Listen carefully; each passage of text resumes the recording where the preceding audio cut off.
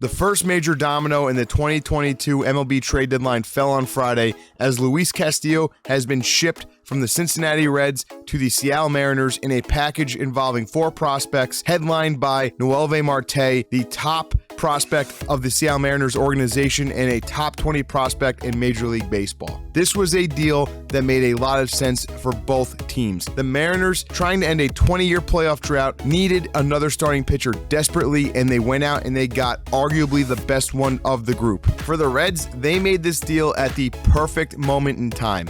Luis Castillo is currently in the hottest stretch of the best year of his career. It doesn't matter how you evaluate pitchers, whether you believe in the standard stats, the new age metric, the eye test, every single possible way to evaluate a pitcher says that Luis Castillo is currently throwing the best ball of his career, and he has another year of service time after this. So who won this trade? The answer is the Cincinnati Reds, and it's the only thing that they are going to win this year, but hey, it is a hell of a victory to have in a lost season. The market is always dictated by supply and demand. The lower the supply, the higher the demand, the better the price is going to be. The Reds made out like bandits on this deal.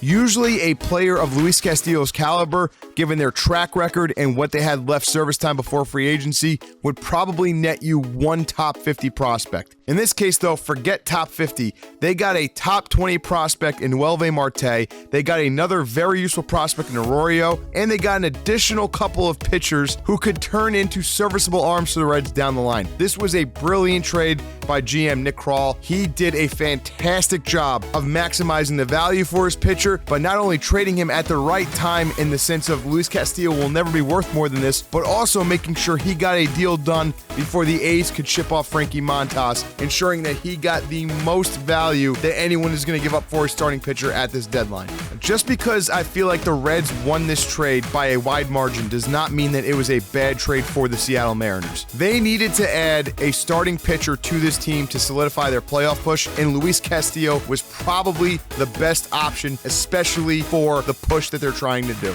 Luis has always had nasty stuff in his career. He's just had a difficult time piecing it all together, and it's not entirely on him. He has played for a bad team in a bad park for the majority of his career. It is very difficult to have success as a starting pitcher when the defense behind you is shoddy at best and the park yields a bunch of home runs. That has been the biggest problem for Luis Castillo in the past. He gives up a lot of home runs, especially at Cincinnati. Safeco is going to take away a majority of the borderline shots that Great American Ballpark yield. The only reason why I don't love this trade for Seattle is because of the inconsistency for Luis Castillo throughout his career thus far. There are 3 options that I think have equal odds moving forward for the way Castillo pitches. 1, he falls off in the second half, reverts back to what he's been his whole career, and it becomes a problem for the Mariners because in that case they gave up a lot for a mediocre pitcher. 2, he has the best year of his career, he helps get them to the playoffs, and then he never replicates it. 3, and the option the Mariners are pulling for, this is a launching pad season for him, he continues to excel, and he figures out how to pitch moving forward. I have seen all of those things happen with multiple pitchers in the past. I mean, just look at the league right now.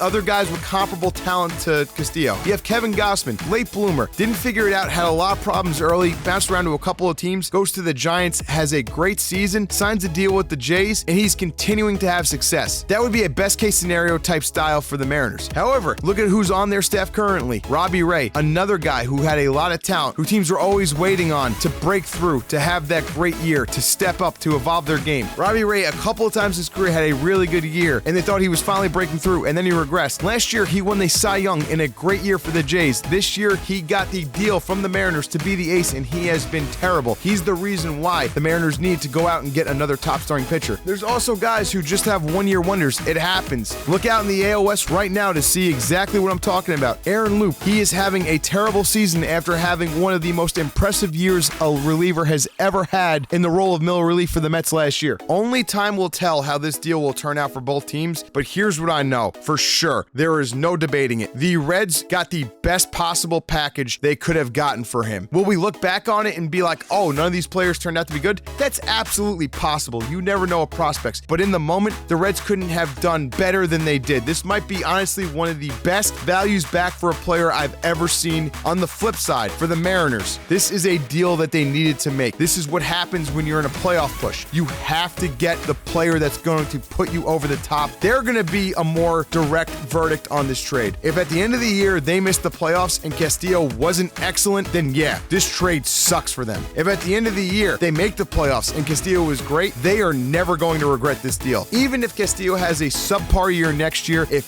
Castillo helps them end a 20-year playoff drought, then there is absolutely no price that you can put on that as the GM. It will be considered a success by them. I think this is going to be one of the rare trades where there was a steep value for a good player, and both teams wind up very happy with what they got. And that is our summation of the Luis Castillo trade. There's going to be plenty more deals. We are going to be making videos for each and every single one of them. So if you enjoyed this, make sure you hit the sub button, hit the like button. I'll catch you guys next time.